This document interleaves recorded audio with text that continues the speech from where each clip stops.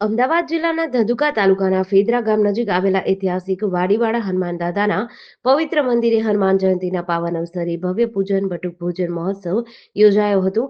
આ પૌરાણિક વાડીમાં આવેલું હનુમાન દાદાનું મંદિર તળાવની નજીક આવેલા 7 આંબલીના ઝાડો વચ્ચે વસેલું છે. અહીં છેલ્લા 15 વર્ષથી દાદાના ભક્તો દ્વારા બટુક ભોજનનો આયોજિત થતો પાવન સમારોહ ગામની ભાવનાત્મક એકતાનું પ્રતીક છે.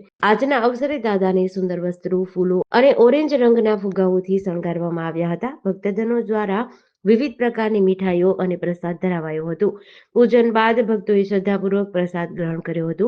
મંદિરને રંગીન લાઇટ્સ, ફૂલોની માળાઓ અને ચમકદાર ફૂલપટ્ટીઓથી સજાવટ કરવામાં આવી હતી. તાલુકો ધંધુકા ફેદરા ગામના ઐતિહાસિક હનુમાન દાદા, જ્યાં વાડી તળાવ છે એની અંદર વચ્ચોવચ્ચ બેટ જેવો આકાર છે, એની અંદર 7 આંબલીઓ છે, આંબલીના ઝાડ. ત્યાં હનુમાન દાદાનું મંદિર આવેલું છે. ત્યાં આજે હનુમાન જન્મોત્સવ નિમિત્તે છેલ્લા 15 વર્ષથી ગામના યુવાનો અને વડીલોના સાથ સહકારથી બટુક ભોજનનું આયોજન કરી રહ્યા છીએ. એમાં ખૂબ અમને સાથ સહકાર મળી રહ્યો છે.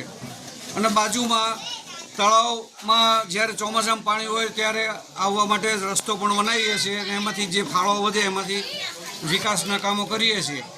જે આજે અમારા પુરાતનની હનુમાન દાદા છે એમનું આજે બટુક ભોજનનું કાર્ય ચાલુ છે. આપ જોઈ રહ્યા છો, જે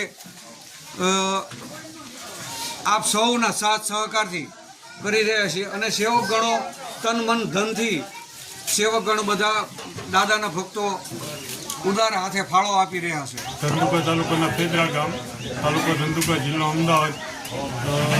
જૂના જમાનાના હનુમાન દાદા, વાડીવાળા હનુમાન દાદા તરીકે ઓળખાય છે. જે છેલ્લા 10 થી 15 વર્ષથી બટુક ભોજનનો કાર્યક્રમ શરૂ થાય છે. પૂનમના દિવસે હનુમાન જન્મોત્સવ ઉજવવામાં આવે છે. જય શ્રી રામ. જેડીસી ન્યૂઝ સાથે સીકે બારડ, ધંધુકા.